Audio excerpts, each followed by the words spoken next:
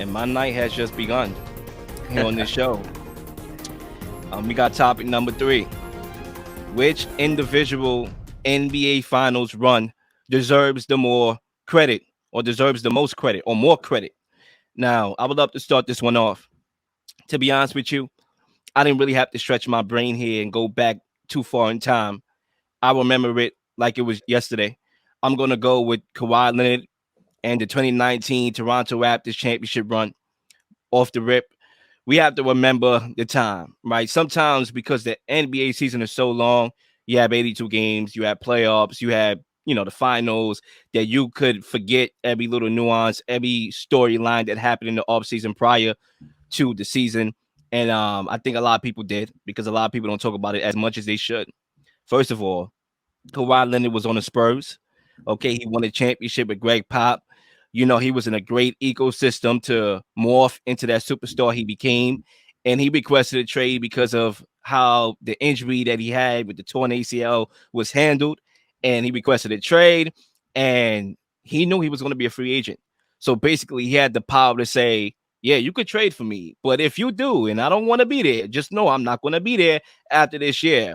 And ultimately, the Spurs deported him out the country, deported him like El Chapo or something, to Toronto, because Toronto and Masai Ujiri had the guts to trade for Kawhi Leonard, okay, giving away they face of their franchise and DeMar DeRozan, right, who was chosen to lead them, for a guy in Kawhi who was probably going to leave them and ultimately did leave them, right? You have to think about the risk there. You have to think about the guts there from Masai Ujiri. And Kawhi Leonard not only went there, but he led them to their first ever NBA Finals, which was amazing to me. Now, I do want to talk about everything in depth, the road to get there. Let's start off with the second round after they beat the Magic in the first round, right? You talk about them versus the 76ers, two teams that was all in. They went all in. The 76ers traded for Tobias Harris and Jimmy Butler in the same year. They was all in, right? Trying to win a championship with Ben Simmons and Embiid, right? The Raptors was all in. They trying to win a championship with Kawhi Leonard. And that series was amazing. Let's talk about that series further, because I believe it was they actually trailed the series 2-1. Kawhi played 52 minutes in the game 3 loss, right? Clearly, to Stevie Wonder was tired and gassed. And not only that, I mean, game 4, he went back and scored 39 points off 13 to 20 shooting, tied the series. Then in game 7, the most iconic, shot happened where Kawhi Leonard, after he scored about 40 points in that game, he shot up a shot, over Embiid, and it went in. And just that picture right there of Embiid and Kawhi Leonard looking up at the shot and seeing it bounce in at the buzzer, that was iconic. Then you talk about the Eastern Conference Finals where they ran into the Bucks. What the, what? They was down 0-2. And Kawhi Leonard put the clamps on Giannis, shut him down, took Giannis out of the equation. Giannis was still a top 5 player. He probably wasn't known as the best player in the NBA at that time. A lot of people were trying to shoot him there, but he was definitely top 5.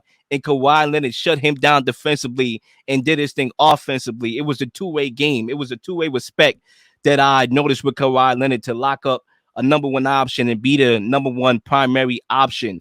And the fact that he went on to the finals and they beat Golden State, I don't think a lot of people gave him credit, because Klay Thompson went down in game 5. Kevin Durant tore his Achilles, right? And injuries has always been a part of the game. Everybody win because of injuries and or being healthy. Everybody. You can flip that with the Warriors last year and say, well, John Morant got hurt, right? Jokic was a one-man show because Jamal Murray and Michael Porter Jr. got hurt, right? They definitely benefited from injuries. Kevin Love got hurt with LeBron James over there, right? Kyrie Irving got hurt and they won a championship. But everybody chose to not give the Raptors credit and to give the Warriors the benefit of the doubt, because they was a dynasty and they guys got hurt. I think we need to give Kawhi Leonard a lot of respect. He won without Pop. He showed that he can win without Greg Popovich, and he can lead a team as the guy to a championship and deliver an organization that has never won an NBA championship. Those are always more special to me than any other chips. Delivering a team that hasn't won anything. And I'm not talking about the super team, right? And doing that, I'm talking about an individual, not by himself. He always have help. You always have help. You need help, right? So we're not going to disrespect Kyle Lowry. He made some tough shots. We're not going to disrespect Marc Gasol. His defense was pivotal as well.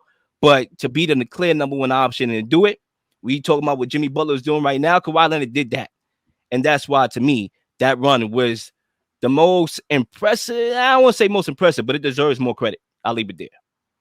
I think the Dallas Mavericks run in 2011 deserves the most credit. I think it's one of the greatest NBA Finals runs in NBA history, in my opinion, or at least in my eyes, at my perspective, my opinion. They played the Portland Trailblazers that first series. They swept the Lakers. Kobe Bryant, Andrew Bynum, Pau Gasol, Metta World Peace. That next series, and in the conference finals, they played OKC. Kevin Durant, Westbrook, and James Harden. Before going into Miami, to play Miami and to win the NBA Finals. Dirk Nowitzki was lights out, ridiculous. Jason Kidd playing like how he usually plays as a floor general. Tyson Chandler, Defensive Player of the Year, holding down the paint. Jason Terry shooting the threes. Deshaun Stevenson locking up LeBron James. The infamous play finals run where LeBron averaged 17 points a game. That was a crazy finals and run for the Dallas Mavericks, especially for Dirk Nowitzki, who is everyone called a fringe superstar. They know how talented he was as a power forward. He wasn't the quote unquote player to take him over the hump. He had a lot of disrespect, especially when they lost in 2006 to Dwayne Wade and Shaq in the NBA Finals. And you saw the frustration that he had. He knew the game was right at his grasp.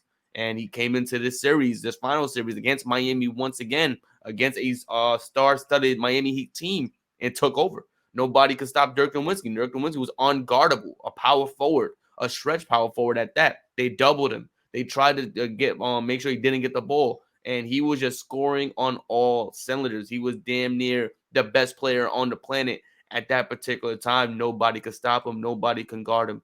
And that Dirk Nowitzki fadeaway is forever embedded in not only our history but every NBA player's history, because now everyone's doing the same fadeaway hook with the leg up and trying to draw the contact. That was Dirk Nowitzki's bread and butter, and he did that. For me, I think that finals run deserves so much more credit because of what Dirk Nowitzki had to endure. He didn't have that secondary star, that third star. He had a bunch of gritty role players, guys who made tough shots, guys who weren't afraid of the big moment, guys who weren't afraid of their opponents.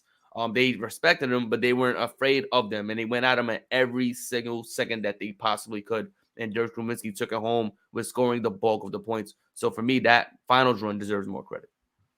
And it's funny because that would have been my runner-up, by the way. Mm-hmm. It's funny because, like, that was the era of the super team, the new modern era of the super team created by LeBron James. Thank you very much.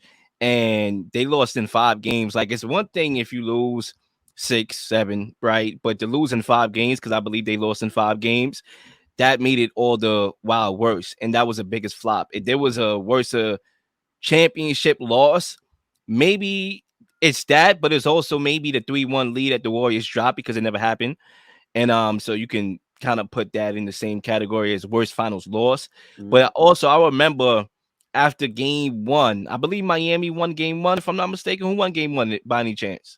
Game 1, I think it was Miami. Let me check real quick. Yeah, check that real quickly. I think Miami won game 1. Miami won game 1. Yeah. Yep. So they won game 1. It went to 6. Oh wait, okay, it went to 6. Yeah. Sure wasn't 5? Not yet, because Miami took 2 games and went to 6. Okay, went to 6. All right, 6, 7, whatever. They should have lost, bottom line. And I remember in game 1, after they won game 1, I believe the Mavericks were sick. They had like a flu or something like that.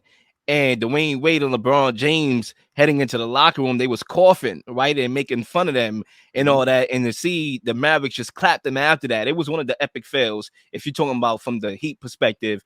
And it was definitely worthy of being this category from the flip side perspective. So I will leave that there. I think for me, to my last point about this Raptors run with Kawhi Leonard, I had my own personal experience with it. I remember at that time, my junior year of college, I believe. And, college, you get out in May, so you have an early head start in the summer.